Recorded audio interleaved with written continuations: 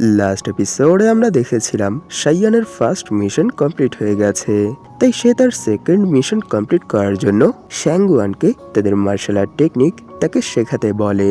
এর বদলে সেও তাদেরকে একটা টেকনিক শেখাবে বলে, আর শ্যাঙ্গুয়ান এর জন্য রাজি হয়ে যায় আর এরই সাথে তাকে তাদের মার্শাল আর্ট টেকনিকের বই এনে দিয়ে দেয়।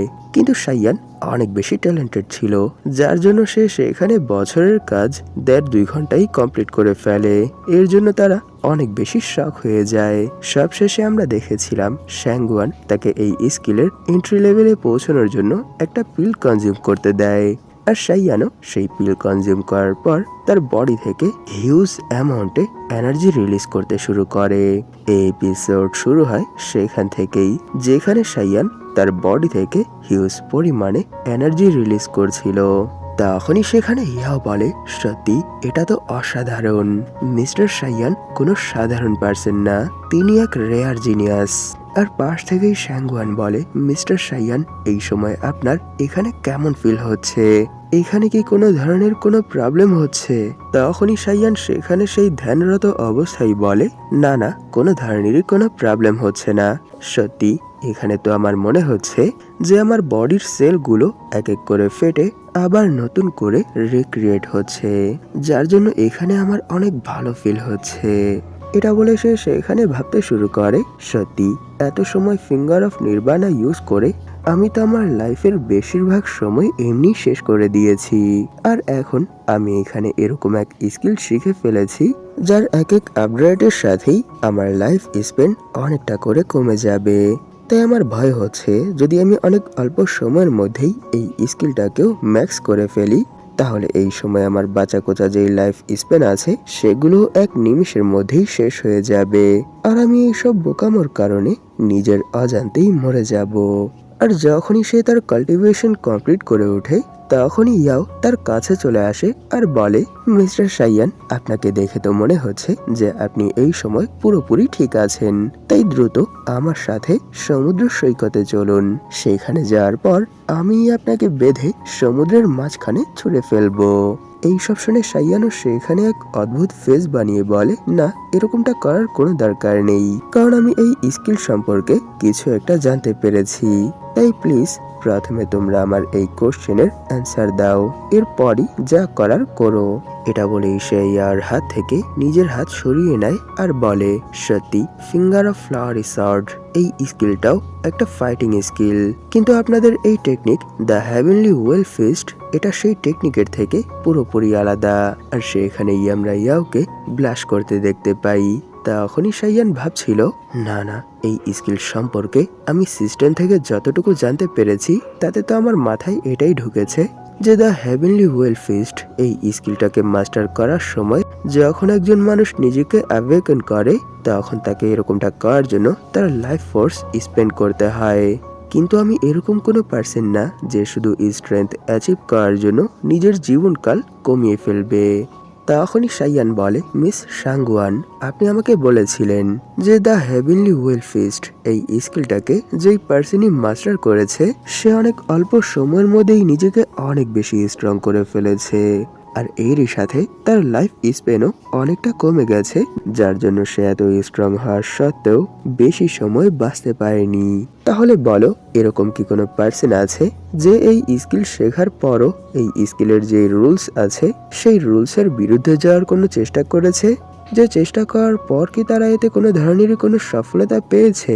এটা বলে সে সেখানে ভাবছিল, যেহেতু আমি এখন এখানে দ্য হেভেনলি ওয়েল ফিস্ট এই স্কিলটাকে শিখে ফেলেছি, তাই এখন তো আমায় এই স্কিলটাকে আপগ্রেড করতেই হবে, নয়তো এটা আমার জন্যই অনেক বড় একটা লস হবে।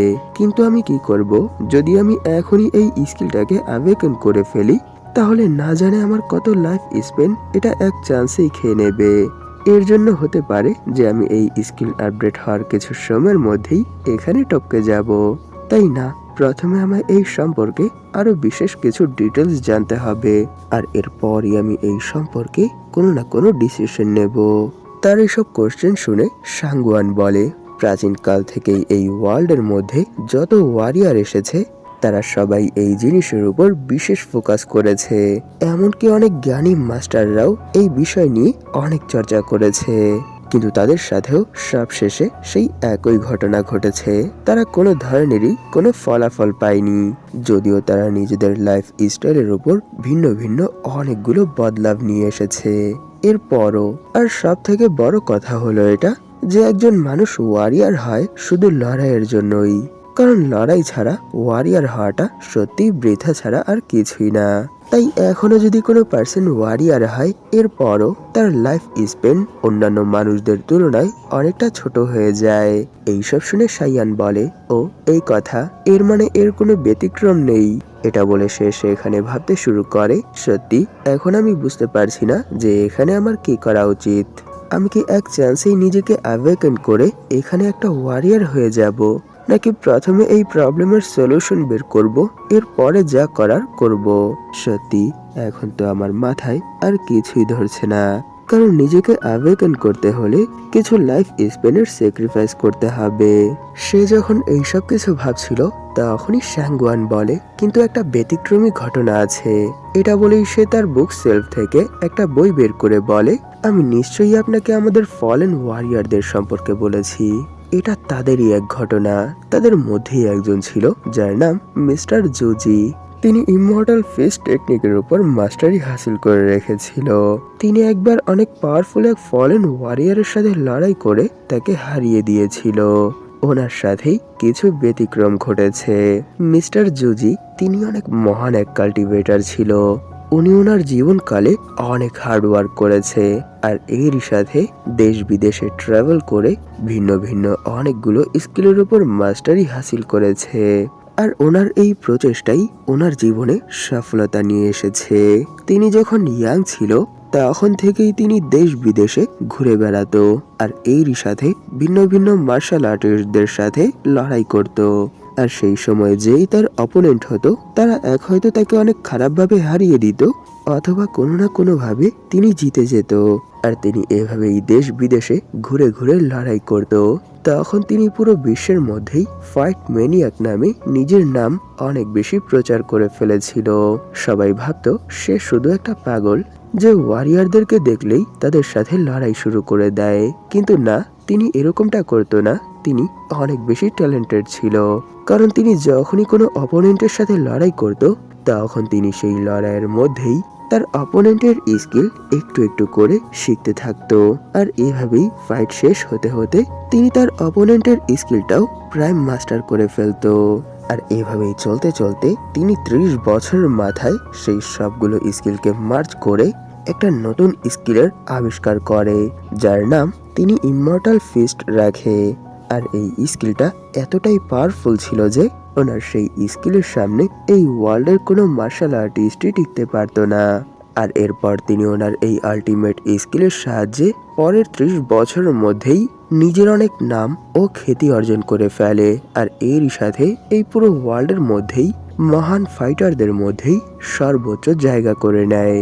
আর তিনি ওনার এই মার্শাল আর্ট টেকনিকটা শুধু সেই পার্সনদেরকেই শেখাতো যারা প্রকৃতপক্ষে অনেক বেশি স্ট্রং, আর এরই সাথে যাদের বডির উপর ভিন্ন ভিন্ন অ্যাওয়েকেনের পরও তেমন কোনো ইফেক্ট পড়ে না।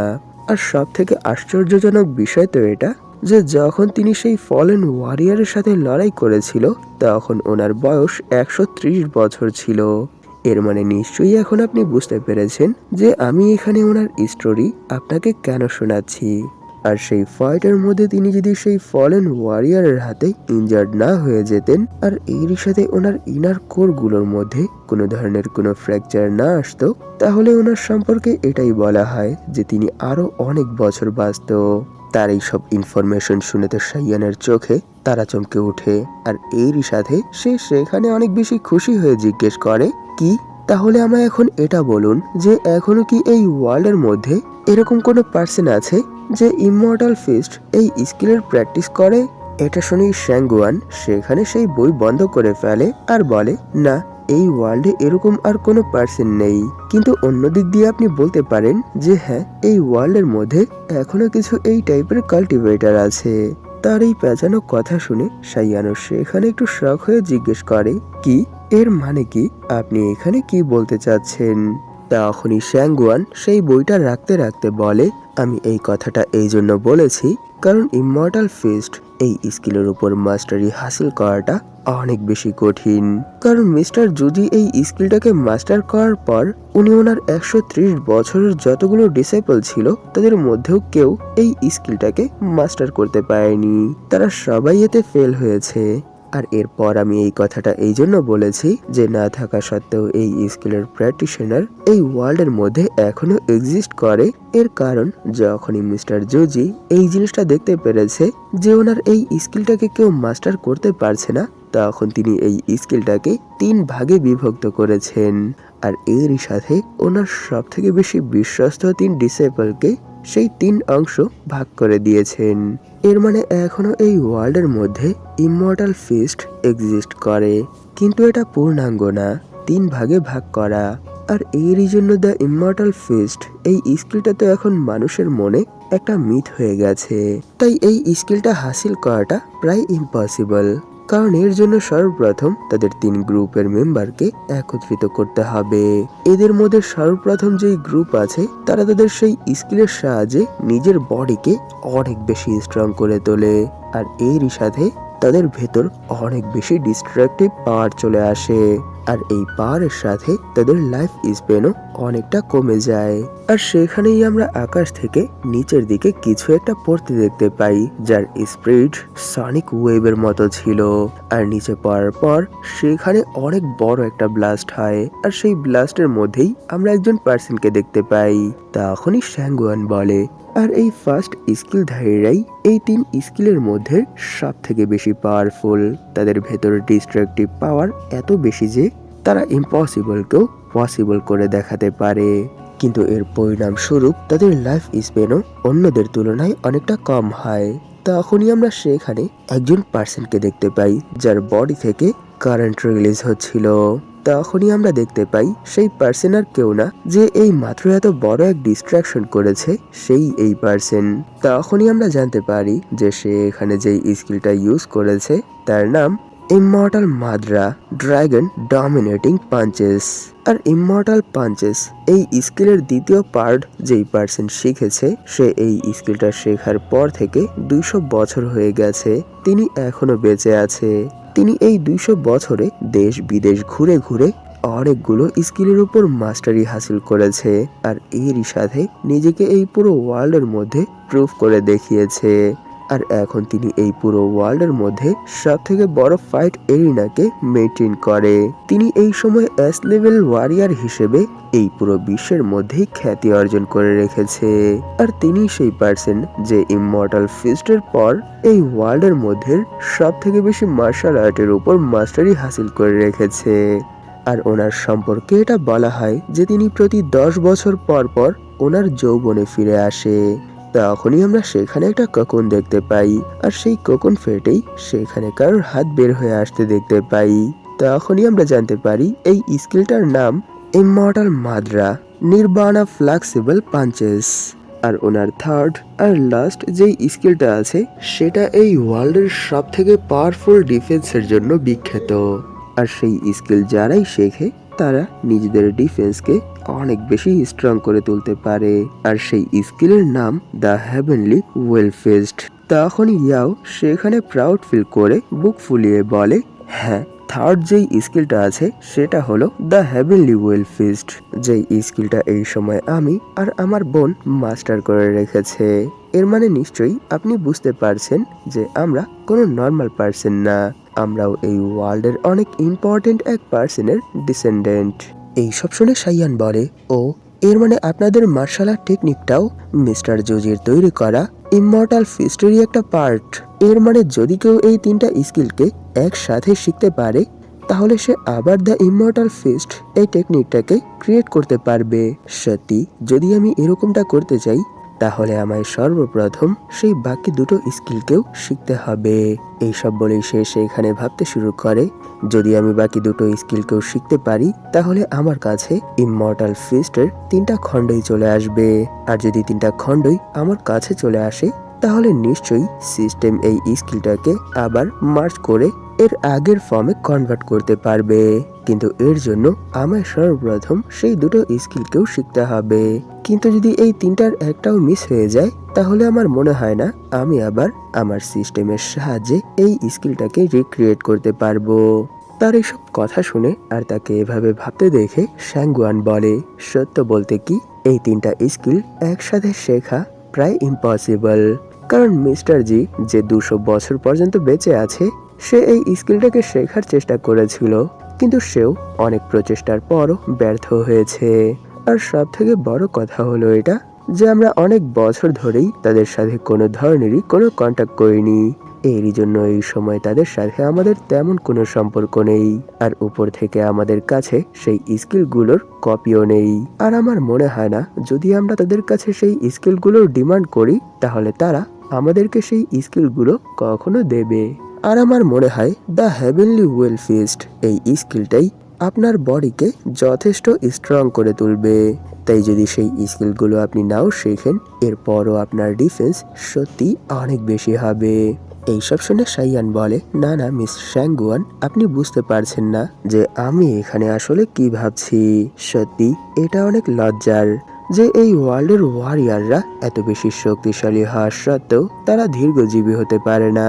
তাদেরকে অনেক অল্প বয়সেই এই পৃথিবী ত্যাগ করতে হয়। আর এটা সত্যি অসহনীয়। কারণ একজন পার্সন যখন এত কষ্ট করে নিজেকে এত বেশি স্ট্রং করে তোলে তখন সে তার স্ট্রেংথ চেক করার মতো সুযোগ পায় না। এর আগেই তার সময়কাল শেষ হয়ে যায়, যার জন্য তাকে অনেক অল্প সময় এই পৃথিবী ছেড়ে যেতে হয়। কিন্তু আমি এই রুলসটাকে চেঞ্জ করার কথা ভাবছি। কারণ যদি আমি সেই বাকি দুটো পার্টও একসাথে শিখতে পারি আর এরই সাথে আমার কাছে যেই স্কিলগুলো আছে সেই স্কিলগুলোর সাথে সেই স্কিলগুলোকেও মার্জ করতে পারি তাহলে হয়তো আমি এরকম কোনো নতুন স্কিল ক্রিয়েট করতে পারবো যার সাহায্যে এই ওয়ার্ল্ডের মানুষ দীর্ঘজীবী হতে পারবে, সুখী হতে পারবে আর স্বাস্থ্যবান হতে পারবে। যদি এরকমটা হয় তাহলে সত্যি এই ওয়ার্ল্ডের জন্য এটা অনেক বড় এক মঙ্গল হয়ে দাঁড়াবে। এইসব বলে সে সেখানে এক পোজে দাঁড়িয়ে থাকে। তার এইসব কথা শুনে শ্যাঙ্গুয়ান বলে, সত্যি মিস্টার সাইয়ান, আমি কখনোই এটা ভাবিনি যে আপনি এত বড় মনের মানুষ হবেন আর আপনার চিন্তা ভাবনা এতটা গভীর হবে। আর পাশ থেকে ইয়াও সাইয়ানের দিকে দৌড়ে যেতে শুরু করে আর বলে, সত্যি মিস্টার সাইয়ান, আপনি তো অনেক বেশি অ্যামেজিং। তাই প্লিজ এখন আমায় আপনাকে একবার জড়িয়ে ধরতে দিন। এটা শুনে শ্যাঙ্গুয়ান সেখানে অনেক বেশি রেগে যায় আর বলে, ইউ বাস্টার্ড, তোমায় আমি কতবার বলবো যে তুমি এখানে নিজেকে কন্ট্রোলে রাখো আর এইসব আলতু ফালতু কাজ করা বন্ধ করো। আর এরপরের সিনেই আমরা দেখতে পাই শ্যাঙ্গুয়ান সেখানে অনেক রেগে দাঁড়িয়ে আছে আর ইয়াও সেখানে মাথায় আলু নিয়ে বসে আছে। তখনই শ্যাঙ্গুয়ান বলে, মিস্টার সাইয়ান, সত্যি আমি আপনার এই মহৎ চিন্তার অনেক প্রশংসা করি আর আমি দোয়া করি যাতে আপনি আপনার এই স্বপ্নটাকে বাস্তবায়ন করতে পারেন। তাই আপনাকে এখন সেই দুটো স্কিল নিয়ে মাথা ঘামানোর কোনো দরকার নেই। আপনি সেই দুটো স্কিল জোগাড়ের কাজ আমাদের উপর ছেড়ে দিন, দেখি আমরা কি সেই স্কিল দুটো তাদের কাছ থেকে চেয়ে হাসিল করতে পারি কিনা। কারণ কিছু সময় পরই একটা টুর্নামেন্ট হতে চলেছে আর সেই টুর্নামেন্টের মধ্যে তারাও পার্টিসিপেট করবে। আর সেই সময়ই আমি তাদের কাছ থেকে সেই স্কিলগুলো চাইবো, ঠিক আছে? এইসব শুনে সাইয়ান বলে, ঠিক আছে, কিন্তু বিশ্বব্যাপী লড়াই প্রতিযোগিতা। তার এতটুকু বলতেই তার সিস্টেমে নোটিফিকেশন চলে আসে। এটা দেখে সাইয়ানও সেখানে অনেকটা শক হয়ে যায়।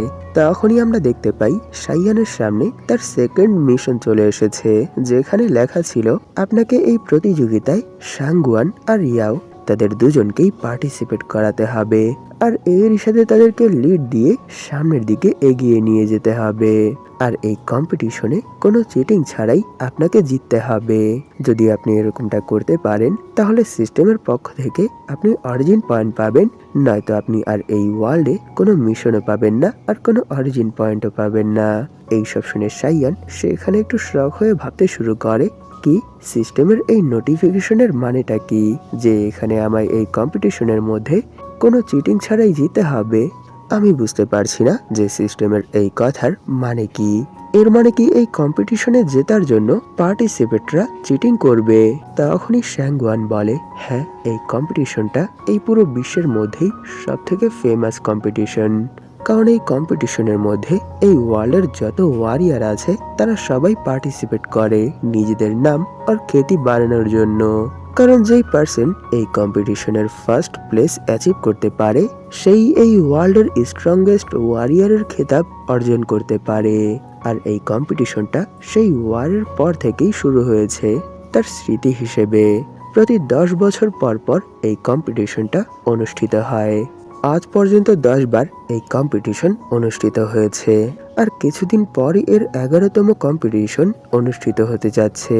সত্যি এটা অনেক দুঃখের বিষয় যে যখন আমাদের বাবা বেঁচে ছিল তখন আমরা এই কম্পিটিশনে পার্টিসিপেট করার যোগ্য ছিলাম না, কিন্তু এখন আমরা সেই কম্পিটিশনে পার্টিসিপেট করার যোগ্যতা অর্জন করে ফেলেছি। এইসব বলতে বলতেই সে সেখানে একটু স্যাড হয়ে যায় আর বলে এইসব কথা সাইডে রাখি, আমরা শুধু সেই কম্পিটিশনের মধ্যে বাকি 2 ফ্র্যাকশনের মেম্বারকে খুঁজে বের করার চেষ্টা করব আর এরই সাথে তাদের কাছ থেকে সেই দুটো স্কিল হাসিল করার চেষ্টা করব। তার এসব কথা আর ফেস এক্সপ্রেশন দেখে সাইয়ান সেখানে একটু সিরিয়াস হয়ে বলে, না আমরা এরকমটা করব না। আর এর পরের মোমেন্টেই সে তার কাছে চলে আসে আর এরই সাথে চিল্লাতে চিল্লাতে বলে, কারণ এইবার তুমি আর তোমার বোন আমার সাথে এই কম্পিটিশনের মধ্যে পার্টিসিপেট করবে। এটা শুনে শ্যাঙ্গুয়ান বলে, সত্যি কি আপনি এরকমটা করতে চান? কিন্তু নিশ্চয়ই আপনি এই কম্পিটিশনের রুলস সম্পর্কে জানেন না, যে এই কম্পিটিশনে পার্টিসিপেট করার জন্য একটা টিমের মধ্যে 3 জন মেম্বার হতে হবে আর সেই 3 মেম্বারের মধ্যে একজনকে অন্তত পক্ষে বি র্যাঙ্কের ওয়ারিয়ার হতে হবে আর বাকি 2 জন এই নিচের যে কোনো র্যাঙ্কের হলেই চলবে। এখানে আমি আর ইয়াও সি র্যাঙ্কের ওয়ারিয়ার, কিন্তু আপনি তো, এটা বলে সে সেখানে কিছুক্ষণ ভেবে বলে, আমার আপনার স্ট্রেংথের উপর পুরো বিশ্বাস আছে যে আপনি কোনো উইক ওয়ারিয়ার না, কিন্তু এখানে একটা প্রবলেম আছে যে আপনি অ্যাটাকের জন্য যেই স্কিলগুলো ইউজ করেন সেগুলো দেখতে ফলেন ওয়ারিয়ারদের অ্যাটাকের মতো। তাই যদি সবার সামনে আপনি এই স্কিলগুলো ইউজ করেন তাহলে নিশ্চয়ই মানুষদেরকে আমরা এটা বোঝাতেই পারবো না যে আপনি কি সত্যিই কোনো ভালো ওয়ারিয়ার নাকি কোনো ফলেন ওয়ারিয়ার। তাই এটা আমাদের জন্যই অনেক বড় এক প্রবলেম হয়ে দাঁড়াবে। এটা শুনে সাইয়ান বলে, যখনই কারোর অ্যাটাক থেকে পিঙ্ক ফায়ার অথবা পিঙ্ক কোনো অরা রিলিজ হয় তখনই তাকে মানুষ ইভিল এনার্জি বলে আখ্যায়িত করে, তাই না? কিন্তু আপনাদের কি মনে হয় আমি কি শুধু একটা স্কিলের উপরই পারদর্শী? না, আমি এর থেকেও অ্যামেজিং আরো কিছু স্কিলের উপর মাস্টারি হাসিল করে রেখেছি। এটা বলে সে তাদের থেকে কিছুটা দূরে যেতে শুরু করে আর বলে, ঠিক আছে তাহলে তোমরা দুজনই একবার আমার উপর অ্যাটাক করে এটা ট্রাই করে দেখতে পারো।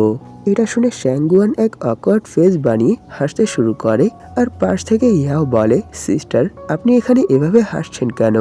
নিশ্চয়ই মিস্টার সাইয়ান কোনো নর্মাল ওয়ারিয়ার না, কারণ তিনি শুধু ওনার এক অ্যাটাকেই সেই ফলেন ওয়ারিয়ারকে শেষ করে দিয়েছে। তাই আমার মনে হয় তিনি এটাও হ্যান্ডেল করতে পারবে। এইসব শুনে শ্যাঙ্গুয়ানও এর জন্য এগ্রি হয়ে যায় আর এরই সাথে তারা সেখান থেকে অ্যাটাক করার জন্য তৈরি হয়ে বলে, ঠিক আছে মিস্টার সাইয়ান, তাহলে আপনি আমাদের এই অ্যাটাকের জন্য তৈরি হয়ে যান। আর এর পরের মোমেন্টেই আমরা দেখতে পারি তারা দুজনই সাইয়ানের উপর অ্যাটাক করে দিয়েছে আর সামনে থেকে সাইয়ানও তার guardian of rebound zen activate করে ফেলেছে, যার জন্য তারা সাইয়ানের উপর অ্যাটাক করে সেই অ্যাটাকের রিফ্লেকশনের জন্য সেখান থেকে ঘষতে ঘষতে অনেকটা দূরে চলে যায়। আর সেখানে শ্যাঙ্গুয়ান তো নিজেকে কোনো না কোনোভাবে ব্যালেন্স করে ফেলে, কিন্তু ইয়াও এরকমটা করতে পারে না, যার জন্য সে সেখানে পড়ে থাকে। তখনই শ্যাঙ্গুয়ান বলে, সত্যি আমি যখন আপনার উপর অ্যাটাক করেছি তখন আমার মনে হচ্ছিল যে আপনার বডির চারপাশে কাঁটাযুক্ত স্টিল ব্যারিয়ার লাগানো ছিল। না না, স্টিল এত বেশি স্ট্রং হয় না, নিশ্চয়ই এটা এর থেকেও অনেক পাওয়ারফুল কিছু হবে। ও 1 মিনিট, আমার মনে পড়েছে, লাস্ট টাইম আপনি সেই ফাইটের মধ্যেও এই স্কিলটা ইউজ করেছিলেন, যার জন্য আপনার অপোনেন্ট আপনার উপর অ্যাটাক করে সে নিজেই ইনজার্ড হয়ে গিয়েছিল। তখনই সাইয়ান সেখানে এক স্মাইলের সাথে বলে, আমার এই ডিফেন্স স্কিল আপনাদের ডিফেন্স স্কিল থেকে অনেক বেশি আলাদা, কারণ আপনারা আপনাদের ডিফেন্স নিজের বডি ইউজ করে করেন, কিন্তু আমি এরকমটা করি না। আমি আমার বডির চারপাশে একটা ইনভিজিবল শিল্ড ক্রিয়েট করে ফেলি আর এই শিল্ড দুটো কাজ করে, একে তো আমায় বহির্গত অ্যাটাক থেকে রক্ষা করে আর দ্বিতীয়ত আমার উপর যেই পার্সন অ্যাটাক করে তার উপরও সেই অ্যাটাকের অনেকটা ইম্প্যাক্ট রিফ্লেক্ট করে দেয়। এইসব বলে সে সেখানে ভাবতে শুরু করে, আমি কোনো সাধারণ কাল্টিভেটর না, আমি ইনার্ট রিয়ালামের ফার্স্ট লেয়ারের একটা কাল্টিভেটর। আর এর থেকেও বড় কথা হলো এটা যে আমার কাছে ইনফানাইট ইন্টারনাল এনার্জি আছে। তাই যতক্ষণ পর্যন্ত কেউ আমার সব ইন্টারনাল এনার্জি শেষ করে ফেলতে পারবে না, ততক্ষণ পর্যন্ত আমার উপর অ্যাটাক করে আমায় ইনজার্ড করাটা প্রায় ইম্পসিবল। কিন্তু এই ওয়ার্ল্ডের সেই পার্সনই শুধু আমায় ইনজার্ড করতে পারবে যে একজন ফলেন ওয়ারিয়ার, যার কাছে সেই পিঙ্ক ফ্লেম আছে। আর আরেক দল আমায় ইনজার্ড করতে পারবে যারা আমাদের ওয়ার্ল্ডের ইনার ট্রায়ালামের ফোর্থ লেয়ার অথবা তার থেকেও উপর লেভেলের স্ট্রেংথ নিজেদের কাছে রাখে। তারাই শুধু তাদের অ্যাটাকের সাহায্যে আমায় ইনজার্ড করতে পারবে। তখনই সাইয়ান তাদেরকে ওঠাতে ওঠাতে বলে যে এখন আপনার কি মনে হয় যে আমি কি এই স্কিল ইউজ করলে মানুষ আমায় দেখে কোনো ফলেন ওয়ারিয়ার ভাববে? মনে হয় না তারা এরকমটা ভাববে, তাই না? এর মানে কি আমি আমার এই স্কিলের সাহায্যে এখানে আপনার বিশ্বাস অর্জন করতে পেরেছি। এটা শুনে ইয়াও সেখান থেকে উঠে সাইয়ানকে জড়িয়ে ধরতে শুরু করে আর বলে, হ্যাঁ অবশ্যই, আমি তো শুরু থেকেই আপনার উপর বিশ্বাস করি। আর আমার পুরো বিশ্বাস আছে যে যদি আপনি আমাদের টিমকে লিড করেন তাহলে নিশ্চয়ই আমরা এই কম্পিটিশনের ফার্স্ট প্রাইজ অর্জন করতে পারবো। আর পাশ থেকে শ্যাঙ্গুয়ান বলে, হ্যাঁ আপনি এখানে যেই স্কিলটা ইউজ করেছেন, এই স্কিল ইউজ করলে কেউ আপনাকে এটা বলতে পারবে না যে আপনি একজন ফলেন ওয়ারিয়ার।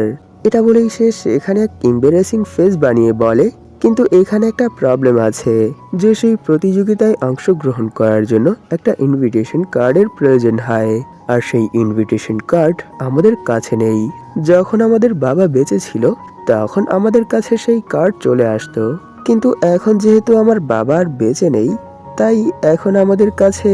তার এসব কথা শুনে সাইয়ান বলে, কি একটা ইনভিটেশন কার্ড?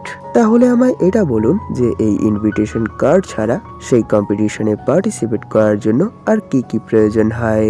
এটা শুনে শ্যাঙ্গুয়ান তাকে ডিটেলসে বলতে শুরু করে যে এই কম্পিটিশনের মধ্যে পার্টিসিপেট করার জন্য দুই ধরনের কার্ড ইউজ করা হয়। একটা হলো এক্সক্লুসিভ কার্ড, যেটা শুধু এ র্যাঙ্কের ওয়ারিয়ার অথবা তাদের উপরের র্যাঙ্কের ওয়ারিয়ারদেরকেই দেওয়া হয়। আর একটা হলো নেমলেস ইনভিটেশন। এই ইনভিটেশন কার্ড ব্ল্যাক মার্কেট এবং কিছু নিলাম হলেই পাওয়া যায়। আর এই কার্ড হাসিল করার জন্য এক একটা ওয়ারিয়ার অনেক টাকা পে করে। আর এই মুহূর্তে আমাদের হাতে অত অর্থ নেই যার সাহায্যে আমরা সেই কার্ড ব্ল্যাক মার্কেট থেকে নিয়ে আসতে পারবো। এইসব শুনে ইয়াও সেখানে এক ফানি ফেস বানিয়ে বলে, সিস্টার তাহলে আমরা কেন মিস্টার সাইয়ানের সেই অ্যাচিভমেন্ট সম্পর্কে ওয়ারিয়ার কমিটিকে বলছি না? নিশ্চয়ই যদি তারা এটা জানতে পারে যে সেই ফলেন ওয়ারিয়ারকে মিস্টার সাইয়ান কিভাবে আর কত সহজে হারিয়ে দিয়েছে, তাহলে নিশ্চয়ই ওনার নাম অনেক বেশি ফেমাস হয়ে যাবে। আর এরকমটা হলে নিশ্চয়ই সেই কম্পিটিশনের হোস্ট একটা এক্সক্লুসিভ কার্ড ওনাকেও অফার করবে। এই সব শুনে শ্যাঙ্গুয়ান তার উপর অনেক বেশি রেগে যায় আর বলে, হেই আমি তোমাকে এই কথাটা কয়বার বলবো যে এই সম্পর্কে বাইরে কারোর সাথে কথা বলবে না। আর যদি কেউ তোমাকে এই সম্পর্কে জিজ্ঞেস করে তাহলে তুমি শুধু এটাই বলবে যে সে এক ফলেন ওয়ারিয়ার ছিল, আর যখন সে তার আসল রূপে আসে তখন সে তার ক্লাবের সবগুলো মেম্বারকেই মেরে ফেলে, এমনকি সে তার ছেলেকেও মেরে ফেলে। আর এই সব কিছুর পর সে সেখান থেকে গায়েব হয়ে যায়। আর আমরা কোনোভাবে সেখান থেকে নিজের জীবন বাঁচিয়ে পালিয়ে যাই। কারণ নিশ্চয়ই তুমিও এটা দেখেছো যে যখন মিস্টার সাইয়ান ওনার ফাইনাল অ্যাটাকের সাথে তাকে শেষ করে দিয়েছিল তখন তার বডি পুরোপুরি ডিস্ট্রয় হয়ে গিয়েছিল, আর এরই সাথে ফুলের পাপড়িতে কনভার্ট হয়ে চারদিকে ছড়িয়ে পড়েছিল। এর মানে এই সময় তার বডির কোনো অংশই সেখানে বেঁচে নেই। তাই যদি আমরা এই সম্পর্কে ওয়ারিয়ার কমিটিকে বলি তাহলে তারা নিশ্চয়ই আমাদের উপরই সন্দেহ করবে আর আমাদেরকে মিথ্যাবাদী বলবে। কিন্তু আমরা তো জানি যে না, এটা মিথ্যা না, এটা সত্য। আর এটা যখনই আমরা প্রমাণ করার চেষ্টা করব তখনই তারা মিস্টার সাইয়ানকে সেই একই কাজ আবার করে দেখাতে বলবে। কিন্তু তুমি তো জানো যে মিস্টার সাইয়ান সেই সময় যেই অ্যাটাকটা ইউজ করেছিল তার কালার কোনো নর্মাল কালার ছিল না, সেটা দেখতে পুরো পিঙ্ক ফায়ারের মতো ছিল। তাই যখনই কমিটির মেম্বাররা এরকম কিছু দেখবে তখনই তারা সন্দেহ করতে শুরু করবে। আর কমিটির মেম্বারদের থিঙ্কিং সব সময় এটাই হয়ে এসেছে যে যদি তাদের কারোর উপর সন্দেহ হয় তাহলে তারা তাকে ক্যাপচার করে রাখে না অথবা সন্দেহের বশে এভাবেই ছেড়ে দেয় না। তাদের মতে যেই পার্সনদের কাছে এরকম কোনো অ্যাবিলিটি আছে তাদেরকে মেরে ফেলাটাই সব থেকে বেশি উত্তম। এর মানে নিশ্চয়ই তুমি বুঝতে পেরেছো যে যদি তারা মিস্টার সাইয়ানের অ্যাবিলিটি সম্পর্কে জানতে পারে তাহলে এটা মিস্টার সাইয়ানের উপরই অনেক বড় এক প্রবলেম নিয়ে আসবে। এইসব বলে সে সেখানে তার গাল টানতে শুরু করে। তখন ইয়াও সেখানে এক কিউট ফেস বানিয়ে বলে, হ্যাঁ সিস্টার, আমি এই সম্পর্কে সবকিছু জানি। আর আপনার কি মনে হয় আমি কি এতটাই বোকা? আমি তো শুধু এই সব কিছুর একটা অনুমান লাগিয়েছিলাম। তখনই সাইয়ান বলে, মিস শ্যাঙ্গুয়ান, আপনাকে এই বিষয়ে টেনশন করতে হবে না।